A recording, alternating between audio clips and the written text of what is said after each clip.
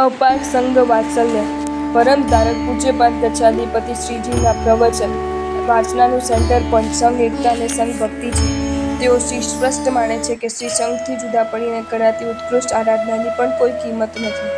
પૂજ્યશ્રી કહે છે, પરનિંદાને જ ત્યાગો. એમાં પણ ચતુર્વિધ સંઘની નિંદા ભયંકર પાપ છે.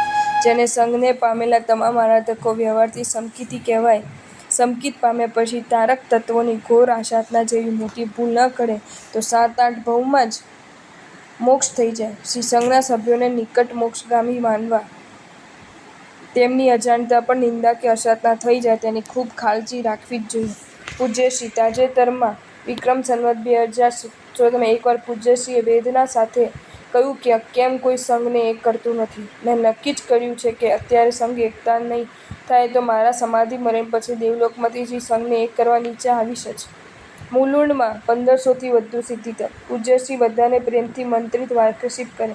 પૂજ્યશ્રીને કોકે પૂછ્યું, આપશ્રીને વારંવાર પચકાણા આપવામાં, વાસક્ષેપ કરવામાં કંટાળો નથી આવતો? પૂજ્યશ્રીએ સસ્મિત જવાબ આપ્યો, બધા આપણા ભરોસે તપ કરે ત્યારે પચકાણ આપવાના કંટાળાવાથી શ્રી સંઘ પરથી આદર જશે તો આપણી દર્શન શુદ્ધિ કે દર્શનાચાર ટકી રહી શકશે? પૂજ્યશ્રીએ આ અવસરે અદ્ભુત વાત કરી કે શ્રી સંઘના મસ્તકે વાસક્ષેપ કરવા દ્વારા મને સંઘના પૂજનનો લાભ મળે છે. પૂજ્યશ્રી પ્રભુ શાસનનો સંઘ એક જ છે. માત્ર વ્યવસ્થા માટે આજે જુદા જુદા સંઘ તરીકેની ઓળખ અપાય છે.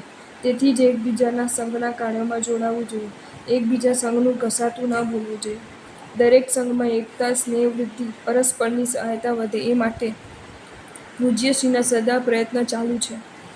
પૂનામાં 251 સિદ્ધિતપનું અભ્યંતર ફળ મળ્યું કે વિવિધ સંઘોની પરસ્પરની લાગણી વધી.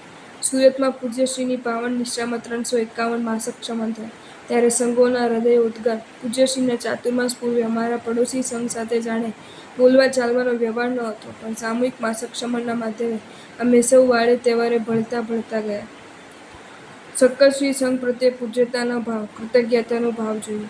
નમો તસ્સની ચતુર્વિધ સંઘને નમસ્કાર દેશના પૂર્વ તીર્થંકરો કહે છે. જેના હૃદયમાં સંઘને સ્થાન નથી તેના હૃદયમાં ધર્મનું સ્થાન નહીં. જો સમાધિ ખાતર ચાલુ તપમાં પારણું થઈ શકે તો સંઘ સમાધિ માટે શું ન થઈ શકે? ભાવશ્રુતનો આધાર શ્રી સંઘ છે એટલે પ્રભુનો જીવંત વારસદાર શ્રી સંઘ છે. માટે વર્તમાન કાળમાં શ્રી સંઘ એ જ ભગવાન છે. શ્રી સંઘ પ્રત્યે આદર વધે તો શ્રી સંઘ ઘરના સ્વજન જેવા લાગે. મોટા ભાગના જીવો સંઘની વચ્ચે રહી મોક્ષમાં જાય. શ્રી સંઘ એ રત્નોની ખાણ છે. સંઘના કાર્યમાં આળસ, પ્રમાદ, ઉપેક્ષા, નિષ્ઠાથી કામ ન કરે આ બધું ચાલી ન શકે. તેની આ વૃત્તિ પ્રવૃત્તિ દુર્ગતિમાં લઈ જનાર છે. આ કાળમાં સંઘ ભક્તિ શ્રેષ્ઠ છે. સંઘ સેવાથી તમામ અંતરાયો તૂટે છે. કારણ કે સંઘમાં જ્ઞાની, ધ્યાની, તપસ્વી, વૈયાવચી, વિનયી આદિ તમામ રહેલા છે. માટે પ્રત્યેક વ્યક્તિએ શ્રી સંઘને આવશ્યક સહાયક બનવું જોઈએ. શાસ્ત્ર કહે છે, શ્રી સંઘની નિસ્વાર્થ ભાવે સેવા વગેરે કરવાથી તીર્થંકર નામકર્મ પણ બંધાય છે. રોજ ખૂબ ભાવથી ચતુર્વિધ સંઘને મનથી વંદના કરવી જોઈએ. સામાન્યથી ચડાવવા ભરપાઈ કરવાનો ટાઈમ સંઘે 15 દિવસનો રાખવો જોઈએ. સંઘ શાહી આરાધનામાં જોડાય ભવભવ સુધી પ્રભુ શાસન સંઘ સાથે આરાધના કરવાનું શ્રેષ્ઠ પુણ્ય બંધાય છે. પરમાત્માની આજ્ઞા સંઘમાં રહે છે. ગીતાર્થ ગુરુઓ જીવંત આજ્ઞા છે. સંઘ એ પંચ પરમેષ્ઠીની ખાણ છે. સંઘ તમારું દાન સ્વીકારે ત્યારે સંઘનો આભાર માનવો જોઈએ. ચતુર્વિધ સંઘમાંથી કોઈ પ્રત્યે પણ અરુચિ ભાવ એ સમકિત ઘાતક બનવા સંભવ છે. સંઘ આદરથી સાચો ધર્મ પામવાની યોગ્યતા આવે છે. જેનામાં રૂપિયા ખર્ચવાની શક્તિ નથી તે સંઘની પેઢીના ચોપડા લખી તપાસી શકે છે. સંઘ પ્રમુખ બુદ્ધિશાળી, આવડતવાળો અને ઉદાર જોઈએ. ઉદારતા વિનાની બુદ્ધિ અવસરે કામ નથી કરતી. સંઘ જમણમાં ચીજો વધે તો વેચાય નહીં. યોગ્ય શ્રાવકોને ભેટ આપી શકાય અથવા નબળા સાધર્મિકોને અનુકંપા, અનાથાશ્રમો વગેરે સ્થળે પહોંચી શકાય. શ્રી સંઘની ભક્તિ શ્રેષ્ઠ ઉત્તમ દ્રવ્યોથી જ કરવી. પરમાત્મા દ્વારા સ્થપાયેલ સંઘ પણ પ્રાતઃ સ્મરણીય છે. સંઘ રત્નોનો ખજાનો, પુણ્યનો ખજાનો, ગુણોનો ખજાનો, આરાધનાનો ખજાનો હોવાથી સંઘ બહુમાનથી બધા ધર્મોના બીજની વાવણી થાય. હૃદયમાં શ્રી સંઘની મહત્તા પ્રસ્થાપિત થઈ નથી તે ગમે તેટલું ભણે, ગમે તેટલી આરાધના કરે તો પણ કશાયવશ થઈ સંસારમાં રખડે છે. શ્રી સંઘની સામે માથું ઊંચકનાર વિચરતા ભગવાન સામે માથું ઊંચકે છે.